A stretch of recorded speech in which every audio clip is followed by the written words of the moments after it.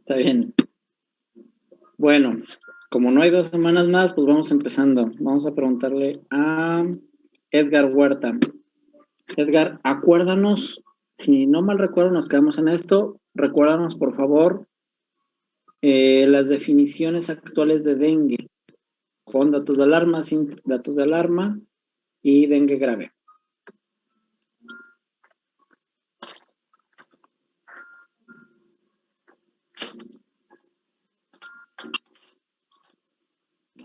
Edgar a las 2, Edgar a las 3. Alejandra Estrada.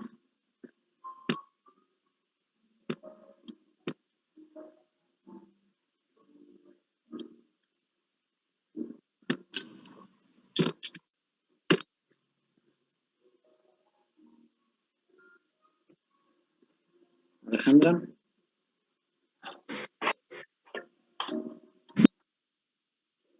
Tampoco se escucha Alejandra. Alejandra Galván.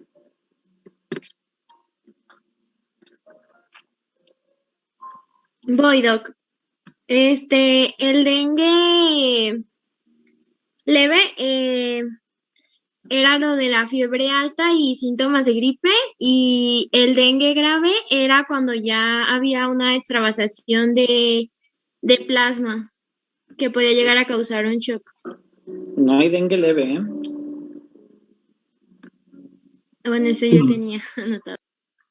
Dengue con datos de alarma, dengue sin datos de alarma y dengue grave.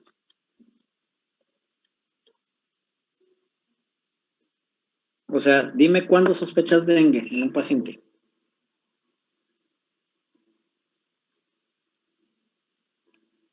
Pues eso que está en la imagen, ¿no? Pero dímelo, no, menos descaro, ya te lo puse ahí. Ah, no, yo no soy la que le preguntó, nomás que se me hizo raro. Bueno, pues ahí por andar opinando le toca, dígame. ¡Demonios! Bueno, sin datos de alarma, cuando sabemos que el paciente ha viajado a áreas que son endémicas de dengue, o que, bueno, ahí no dice, pero que también está en un entorno donde se puede propiciar. Cuando tenga fiebre y tenga 2 de los siguientes criterios: que tenga náusea o vómito, que presente exantema, dolor general, leucopenia y, bueno, los signos de alarma. Los signos de alarma serían dolor abdominal intenso y continuo, cuando ya presenta un vómito persistente, acumulación clínica de líquidos, o sea, edema, sangrado de mucosas, ya que el paciente empieza a presentar también letargia o inquietud, y una hepatomegalia mayor a 2 centímetros. Ya si no estamos seguros de la clínica, me imagino que podríamos corroborar con un laboratorial y tendremos que revisar si hay un incremento del hematócrito con una disminución en el conteo de las plaquetas, que de hecho hasta en los medios de comunicación es lo que más te dicen, lo de las plaquetas. Y bueno, ya el dengue grave vendría siendo cuando ya tenemos un paciente con una fuga plasmática importante, cuando el paciente también ya presenta una hemorragia grave y cuando los órganos empiezan a fallar. A ver, fíjate bien, Daniela, ahorita nos dijiste de chile de mole y de pozole. Nada más paciente con probable dengue. Dengue sin datos de alarma. Dengue sin datos de alarma pareciera fácil lo que dice aquí, que vive o que ha viajado a áreas endémicas. Si vive en México, Brasil, Perú, pues es un área endémica, entonces ya de entrada, ahí ya cualquiera que veamos nosotros tiene ese antecedente. Fiebre y 2 de los siguientes criterios: náusea y vómito se explica solo. Exantema, el exantema debe ser macular, diseminado, confluente y parecido a un rash. Dolores y molestias. Los dolores y molestias se refiere sobre todo a mialgias y artralgias. Y hay un síntoma muy característico, aunque no sea patognomónico, es el dolor retroarticular. Si el paciente te dice, tengo dolor detrás de los ojos, ese síntoma te debe de hacer pensar en dengue. Y luego tenemos prueba del torniquete positiva. Tú misma, Daniela, ¿qué es eso? Lo hiciste de tarea. Es una prueba en la que nosotros tenemos, ¿sí me escuchan? La prueba de torniquete es cuando nosotros ponemos el esfigmomanómetro. Primero tenemos que tomar la presión al paciente. Cuando saquemos la presión del paciente, tenemos que colocarle la presión media, o sea, hacer presión hasta que nos indique esa, y lo vamos a dejar, no recuerdo si eran 5 o 10 minutos, creo que son 5. Vamos a dejar al paciente con la presión 5 minutos. Luego mientras tanto, vamos a trazar un círculo con un marcador, por ejemplo, creo que son 10 centímetros de diámetro. Y ya después de esos 5 minutos vamos a retirar la presión y tenemos que contar cuántas petequias se le forman al paciente. Si es de más de 10 petequias, se le considera signo de torniquete positivo y significa que los vasos son frágiles, si mal no recuerdo. ¿La libré o...? Vasos frágiles. Algo un poquito diferente a vasos frágiles. Era, no me acuerdo si tiene que ver con extravasación. Era algo así, espera. Bueno, ahí te habla de que tienes petequias porque puede haber trombocitopenia. Sí, de hecho para eso se utilizaba, para descartar o más bien para diagnosticar algún tipo de trombocitopenia. Ok. Y pues ya con eso nosotros nos damos cuenta, ¿no? O sea, ¿qué tiene ese paciente? Entonces, esos son los datos que nos hablan únicamente de dengue. Dengue sin datos de alarma. Cuando yo tengo dengue con datos de alarma, pues tendría que agregarle lo que viene ahí.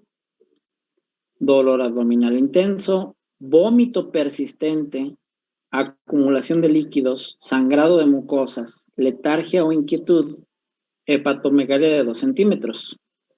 Y aquí consideramos uno de los principales marcadores de gravedad, el hematócrito. ¿De cuánto quedamos, Anaí López? ¿De cuánto quedamos que debía ser el hematócrito respecto a la hemoglobina? El hematócrito. Respecto a la hemoglobina. Uy, no recuerdo la verdad.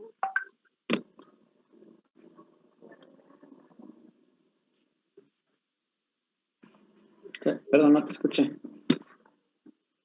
¿Dónde? No te escuché. Le decía que no lo recuerdo. ¿Alguien que lo recuerde? Era 3 veces mayor, ¿no? 3 veces. Sí, el triple. Entonces, 3 veces de lo que tenemos de hemoglobina, eso es lo que vamos a tener de hematócrito cuando se encuentra alterado. ¿Qué quiere decir? Bueno, pues si yo tengo una hemoglobina de 10, el hematócrito debería ser de 30. Si yo tengo 32, 33, 35, 40 de hematócrito con una hemoglobina de 10, se considera un hematócrito elevado. Cuando está a más de 3:1, se considera elevado. Y ese va a ser uno de los marcadores más importantes de gravedad. Y el otro es disminución en el conteo de plaquetas. Todos sabemos que una cantidad normal de plaquetas son 450,000 máximo, con 150,000 mínimo. Si yo tengo menos de 150,000 plaquetas, entonces tengo trombocitopenia. Y esa trombocitopenia puede ir aumentando su severidad.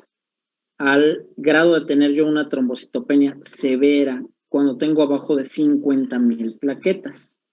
Y algo severo y muy, muy grave, muy delicado, cuando tengo abajo de 5,000 plaquetas. Y por último, tengo datos de dengue grave. En el dengue grave, estamos hablando de fuga plasmática importante, hemorragia grave, falla de órganos o falla multiorgánica, fuga plasmática de gran volumen que me va a condicionar choque, acumulación de líquidos, insuficiencia respiratoria, aumento de las AST y de las ALT arriba de 1000, o TGO y TGP arriba de 1000, que es lo mismo, y trastornos en la conciencia y en algunos otros órganos. ¿Sale? Entonces, todos esos pacientes con dengue grave se deben de ir a una unidad de cuidados intensivos. Hasta aquí, acordándose de esto, ¿tienen preguntas? Sí, doctor, tengo una duda. Disculpe, la última vez que yo tuve dengue, me comentaron que normalmente cuando las plaquetas están un poco más bajas, llega a tener 53,000. Normalmente es una zona muy peligrosa porque muchos de los síntomas ya desaparecieron. Por ejemplo, yo no tenía ningún síntoma, pero mis plaquetas están muy bajas. ¿Esto es común o normalmente seguimos con una fase sintomática cuando tenemos un nivel tan bajo de plaquetas? O sea, tú tuviste hasta 50,000 Ajá. y después de eso estuviste bien, o durante este tiempo también estuviste asintomático.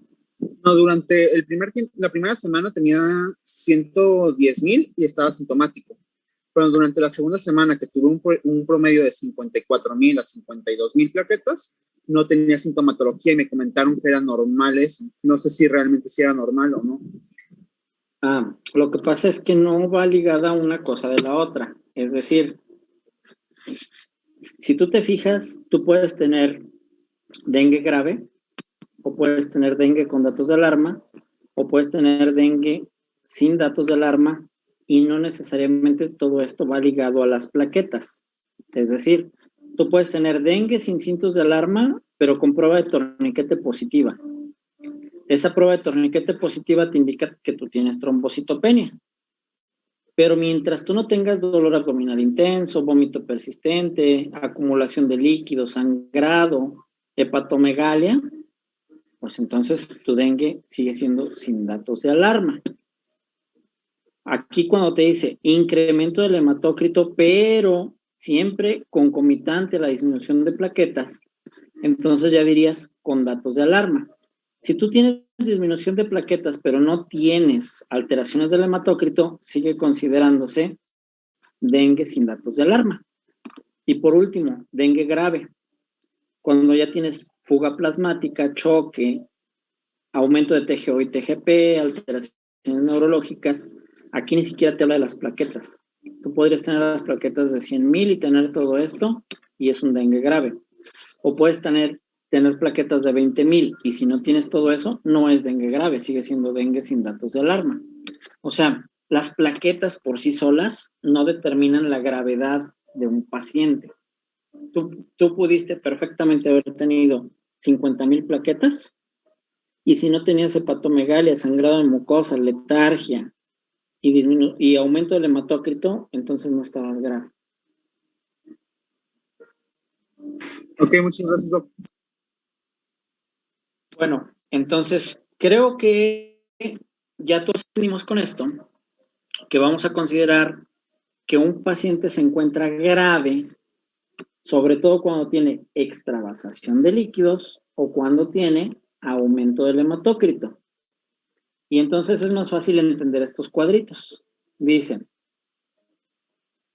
tratamiento hospitalario para pacientes con dengue con datos de alarma. Porque si yo tengo un paciente, como en el cuadro anterior, que sea sin datos de alarma, pues no lo voy a hospitalizar.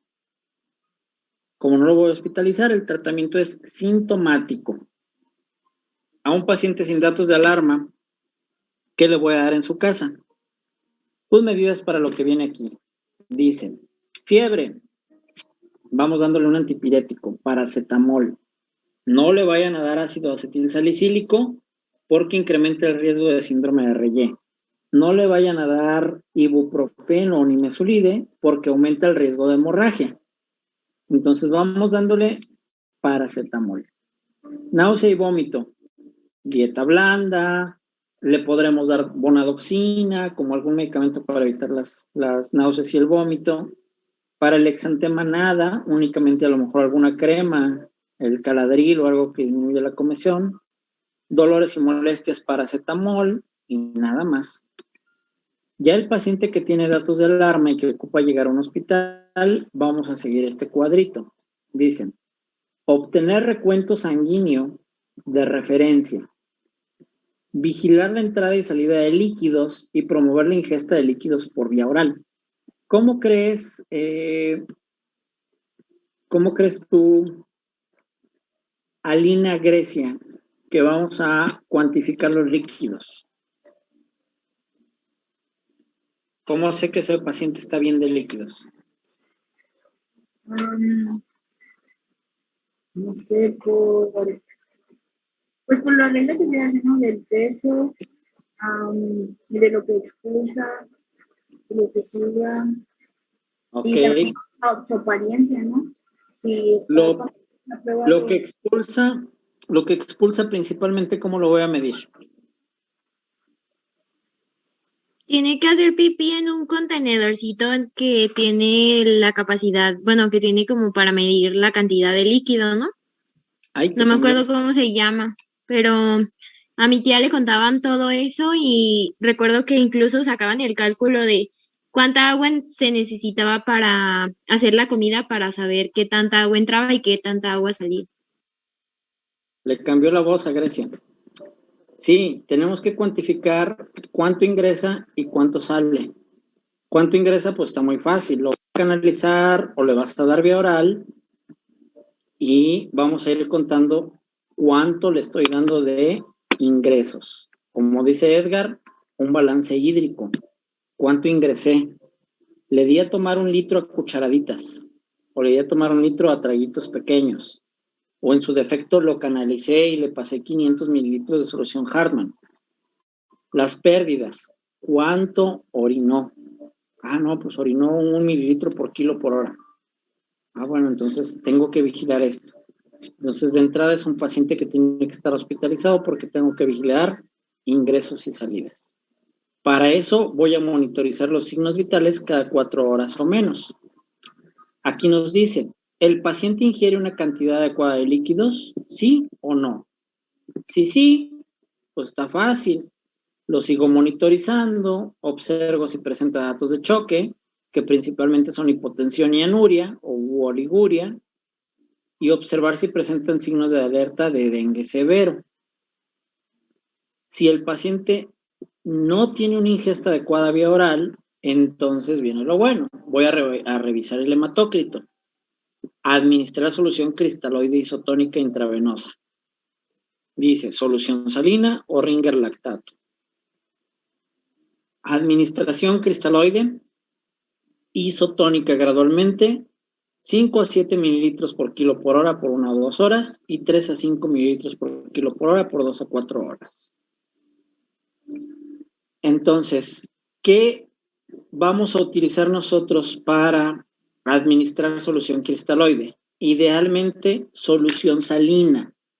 Idealmente ustedes no van a utilizar plasma, no van a utilizar concentrados plaquetarios, no van a utilizar plasma fresco congelado, no van a utilizar sangre completa, no van a utilizar hemoderivados. Idealmente ustedes van a utilizar solución salina. ¿Por qué? Porque muchos de los otros medicamentos o soluciones cristaloides que utilizan funcionan como expansores de volumen y nos pueden llevar hacia el otro lado que no estamos esperando. Entonces, solución salina. Vamos a tratar de hidratarlo lo más rápido posible, entonces vamos a empezar con la número 1.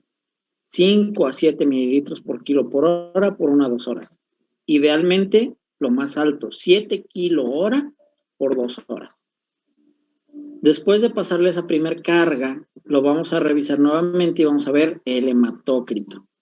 Reevaluar el estado clínico del paciente. ¿El paciente está clínicamente estable con datos mínimos o sin cambios en el hematócrito? Sí. Continuamos con 3 mililitros kilo hora por 4 horas. Revisar el hematócrito, reevaluar el estado clínico del paciente. Si la entrada de líquidos y la producción de orina son adecuados y el hematócrito se reduce al valor de referencia o a un valor ligeramente inferior, vamos entonces a reducir la administración de cristaloides. Pero si el paciente no mejora o empeora, vamos a aumentar la administración de cristaloides 10 mililitros por kilo por hora por 1 o 2 horas, revisar el hematócrito, reevaluar el estado clínico del paciente. ¿Mejora? Sí. Ok, reducir soluciones cristaloides y dejarlo de 5 a 10 por kilo por hora por 1 o 2 horas.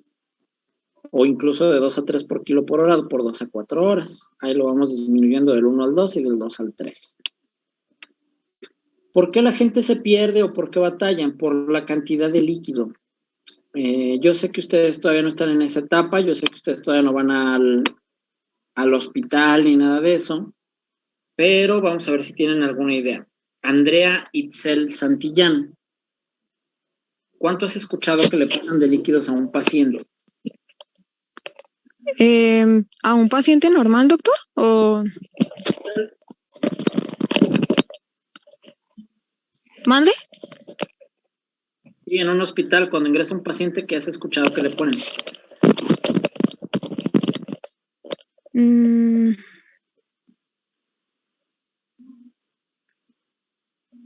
No, la verdad no sé, doctor. ¿Alguien ha escuchado cuánto le pasan a un paciente? No he escuchado cuánto, pero sabía que los basal eran de 30 a 35 mililitros kilo por día. ¿Cuánto pesas tú? ¿Mande? ¿Cuánto pesas? 107 kilos. 30 por 107 te da 3,110. Entonces, más o menos tienes una idea. Fíjate que habitualmente en los hospitales a un adulto de entre 80 kilos y 110 kilos le pasan 1 litro cada 8 horas. 1 litro cada 8 horas. Entonces, en 24 horas le pasarían 3,000 mililitros o 3 litros. Ahorita vas a ver por qué la gente se asusta con esto. Vamos a imaginarnos que tú eres ese paciente. Tú llegas, pasas esta balanza en la cual dice, ¿el paciente ingiere una cantidad adecuada de líquidos de oral? No, el paciente trae vómito, no tolera nada. Ok, hay que revisar el hematócrito. Trae una hemoglobina de 12 y trae un hematócrito de 39. Chin, ya se nos desfasó, se salió de lo normal. ¿Qué debemos de hacer? Administrar cristaloides isotónicos. 7 mililitros por kilo por hora. Entonces, a ti mismo, con 107 kilos, ¿cuánto te tendríamos que pasar de acuerdo a esa tablita? 107 por...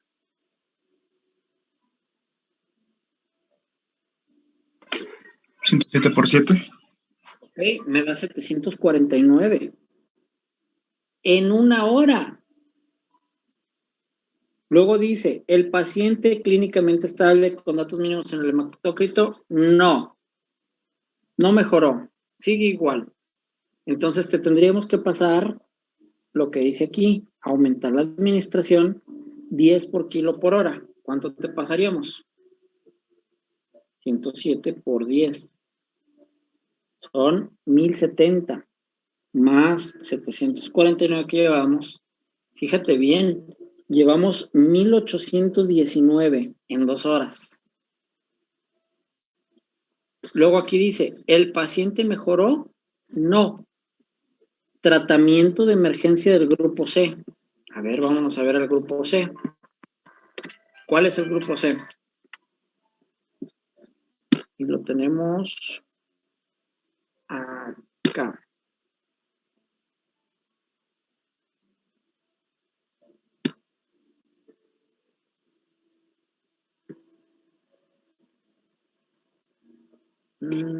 Casilla A, casilla B, casilla C. Aquí está, no sé si ven el apuntador. Casilla C, ¿lo ven? ¿Sí? Sí. Revalora el hematócrito. El hematócrito está aumentando o disminuyendo, ¿no? Pues, ¿qué crees que aumentó? Ya trae 40 hematócrito. Chin. Administrar 20 por kilo en media hora. Uf. Llevamos 1819. 20 por 107. En media hora son 2140 más 1800, ¿qué? 19. 1819. Llevamos 3959. ¿El estado clínico ha mejorado? No. Y aquí dice que no, y te vuelve a decir, pásale otros 20. Híjole, 3959, 107 por 20, 2140 más 3959. Llevamos 6 litros con 100 mililitros. ¿Cuánto llevo? Échale. Media hora y media hora, una. Y luego llevaba yo acá 1 hora, llevo 2. Y luego llevaba yo acá otra hora y llevo 3. O sea, en 3 horas te llevo pasados 6 litros 100. Cuando habitualmente en 24 horas te paso 3 litros. ¿Qué me preocupa? Que el médico se vaya a confundir. Porque va a llegar, va a revisar tu tabla de cuánto te están pasando y va a pensar que estás sobrehidratado. Te va a evaluar y te va a ver edematizado. Te va a evaluar y te va a ver hinchado, te va a ver letárgico, te va a auscultar con crépitos y va a pensar que te sobreedematizaron. Va a pensar que te sobrehidrataron. Cuando en realidad tú lo que traes es una extravasación de líquidos y lo que necesitas es todavía más volumen. Por eso se muere la gente con dengue, por eso. Porque es muy difícil distinguir a un paciente con extravasación de un paciente que en realidad está sobrehidratado. Creo que les debería de quedar claro. A ver, vamos a preguntarle a Ulises Martínez.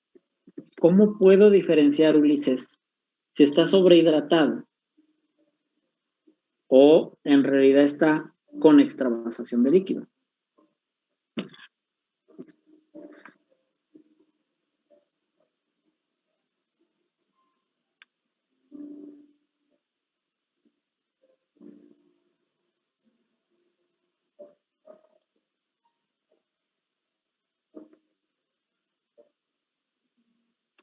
No está Ulises. Bueno, a veces se pueden formar edemas en los sobrehidratados, ¿no? En los pacientes.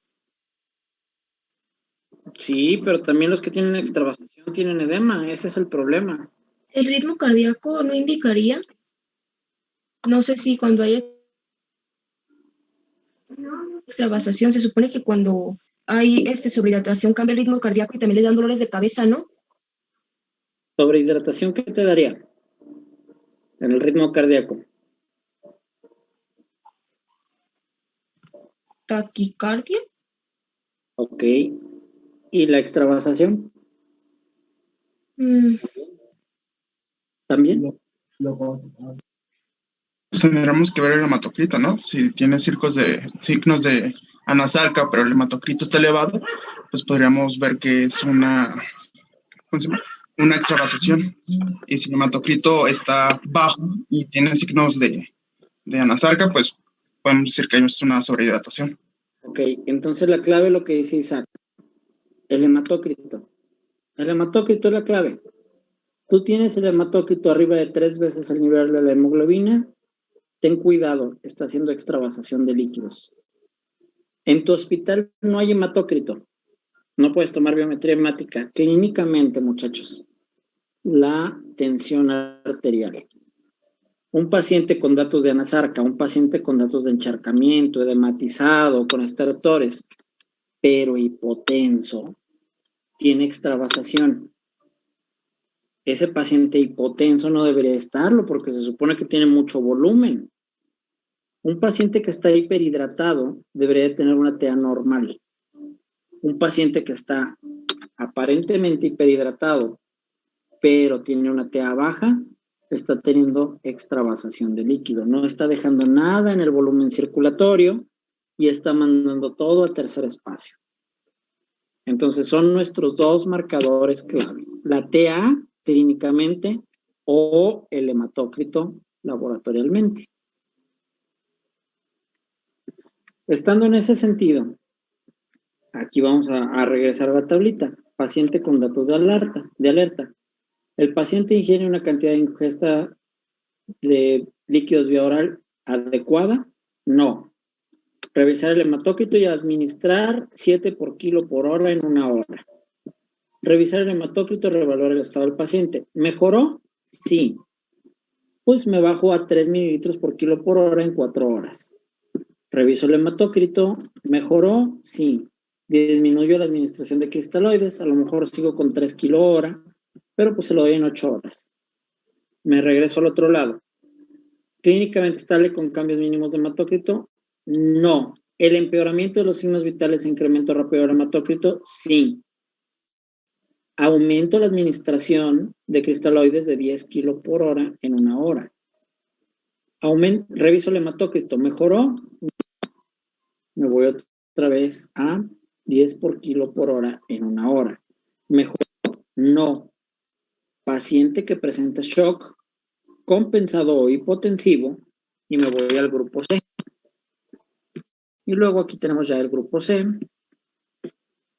que es ese que ya les había enseñado, que me decía, ¿dónde está? Casilla C. Revalora el hematócrito. ¿Aumentado o disminuyendo? Está aumentado. 20 kilo por hora en media hora. Revaluar. ¿Mejorando? No. 20 por kilo por hora en media hora. ¿Mejoró? No. 20 kilo media hora. ¿Mejoró? No. 20 kilo media hora. ¿Mejoró? No. 20 kilo media hora. Y así me la llevo hasta que el hematócrito vaya mejorando. ¿Mejoró? Sí. No voy a suspender. Dice, reducir la administración de coloides a 7 a 10 por kilo por hora en 2 horas. Continúa mejorando, me voy a la casilla B. ¿Qué dice la casilla B? Reducir la administración de líquidos intravenosos gradualmente, reevaluar el estado clínico y el hematócrito antes de cada cambio, 7 kilo por hora en 2 horas, y luego 5 kilo por hora en 4 horas. Mejoró, suspender la administración de líquidos intravenosos. No mejoró, me regreso a la casilla A. Y la casilla A me va a mandar a la casilla C. Y la casilla C me va a decir 20 por kilo por hora en media hora. Y 20 por kilo por hora en media hora. Y 20 por kilo por hora en media hora. Hasta que el paciente mejore. Bueno. De los dos grupos de choque. De los dos grupos de choque vamos a tener choque compensado y choque no compensado. Pues choque compensado. Nuevamente, vigilar la entrada y salida de líquidos, vigilar de cerca la entrada y salida de líquidos, evaluar el estado clínico del paciente, mejoría hemodinámica, no, casilla C. Sí mejoró, casilla B. 5 o 7 kilo por hora por 4 horas. Reevaluar. Y si mejora, 5 por kilo por hora en 4 horas. ¿Cuál es la clave? El hematócrito. Y ya, eso es. Si ustedes aprenden a manejar estas tablitas, si ustedes guardan estas tablitas para su servicio social y se quedan con esta de señales de alarma, se aprenden cuál es el manejo inicial y se aprenden qué hay que hacer en caso de que no mejore y se aprenden cuáles son los grupos B y C, pueden tener a un paciente bien manejado en lo que lo derivan a un tercer nivel. Porque al final de cuentas, este paciente no es para manejarse en una unidad médica rural.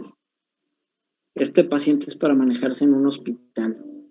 Nos regresamos. Tú estás en la clínica en San Juan de Abajo, te llega un paciente con dengue, notas que ese paciente con dengue, que además tiene antecedentes de tener más casos ahí en la colonia y bla, bla, bla, tú lo notas que tiene datos de alarma como dolor abdominal intenso, vómito persistente, sangrado, letargia o hepatomegalia, inmediatamente vas a tomar un hematócrito.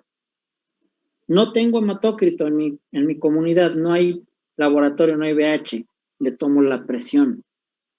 Si además de esto el paciente está hipotenso o tengo un hematócrito arriba de 3 veces el valor de la hemoglobina, entonces voy a manejarlo como dice aquí, con señales de alerta.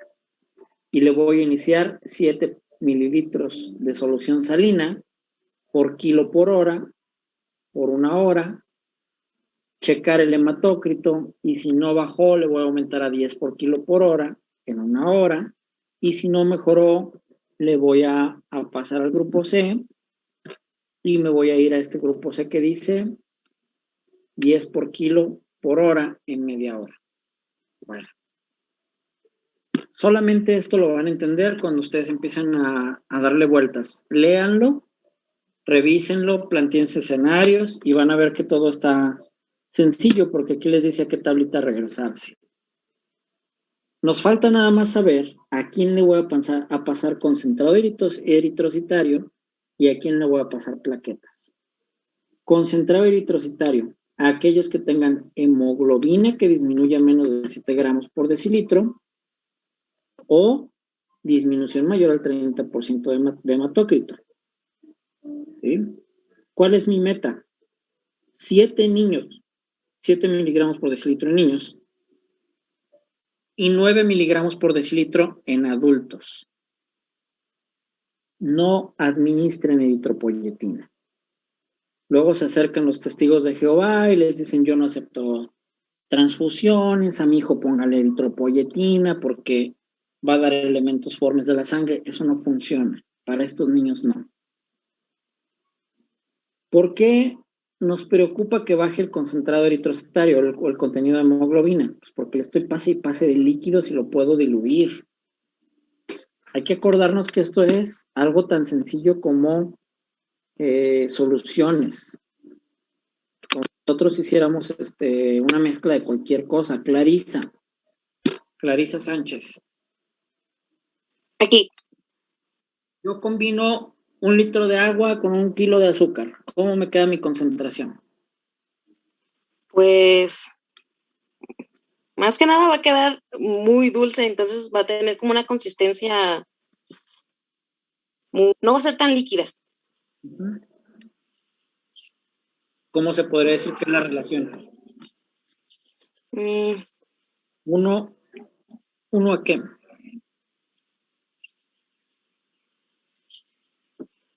Pues 1:1. 1:1. 1 kilo de azúcar con 1 litro de agua. 1:1. Ok, yo le agrego otro litro de agua. Va a ser 2:1. Luego le agrego otro litro de agua.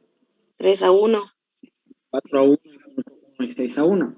Con esto, tú tienes una hemoglobina de 14 y tienes 42. Ya no lo escuché, perdón. Tienes una hemoglobina de 14 y un hematócrito de 42. Y le pasas todos los litros de agua que dijimos. ¿Qué va a pasar?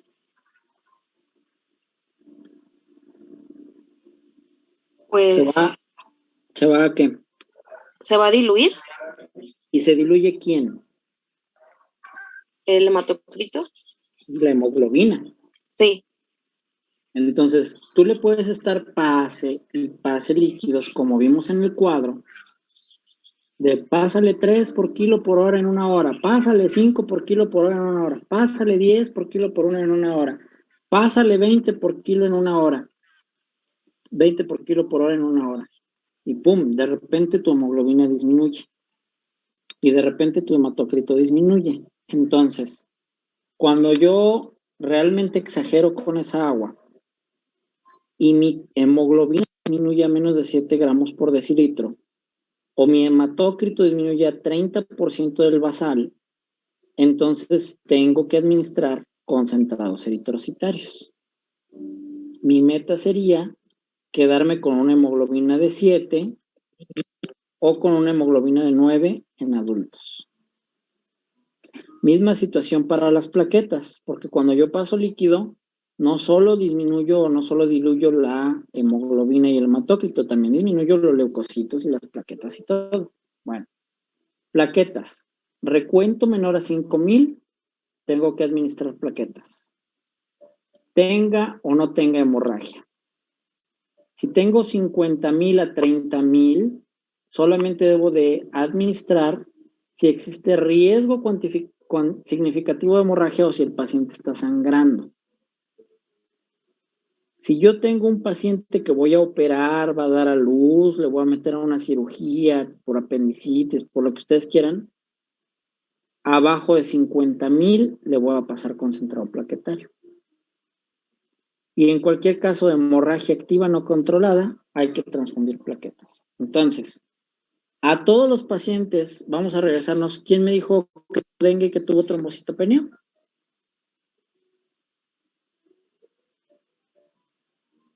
Uno de ustedes me dijo ahorita. Luis. Luis, ¿cuánto dijiste que tenías? Yo tenía 43,000, no 53,000, perdón. 53,000. Si te hubiera dado apendicitis junto con el dengue, ¿debieron pasarte plaquetas o no?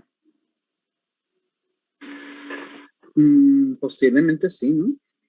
Oh, pues Luis. No, porque son menos de 50, ¿no? Ahí dice, necesidad de realizar procedimientos quirúrgicos, obstétricos o invasivos, aun cuando el recuento sea mayor de 50,000. Entonces, si te iban a operar, ¿te pasábamos o no? Aun cuando sean mayor a 50,000. Pues sí. Pues sí. Sí. Sí. Si tú estabas abajo de 150,000 y te hubiera dado apendicitis, había que pasarte plaquetas antes de la cirugía. Correcto. Pero no te dio apendicitis, ¿verdad? Afortunadamente no. Entonces, ¿te debimos de haber pasado plaquetas o no? No. No. Si tú hubieras tenido 53,000, pero con rectorragia y sangrado de encías.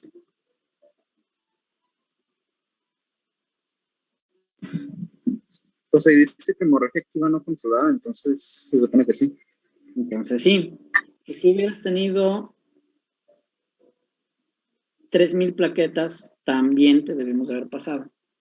O si tú hubieras tenido entre 5,000 y 30,000, pero con moretones o con algo que nos sugiriera que tenías riesgo de sangrar, entonces también.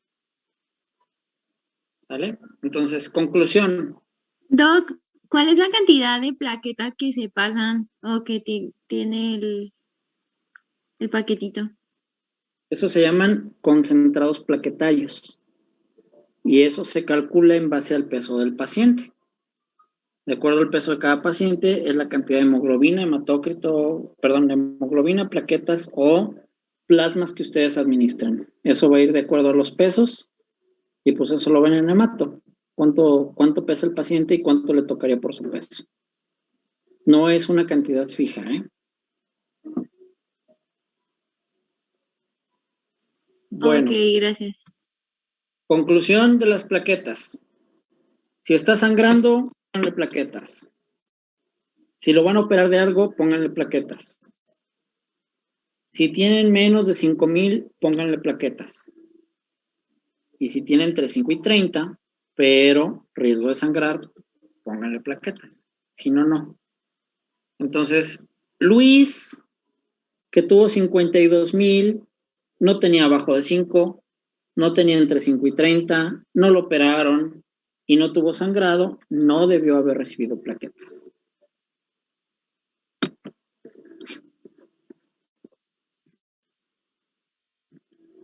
Y con eso terminamos esta parte. Yo les decía que era algo complicado, no era como para verlo en la misma clase de la vez pasada.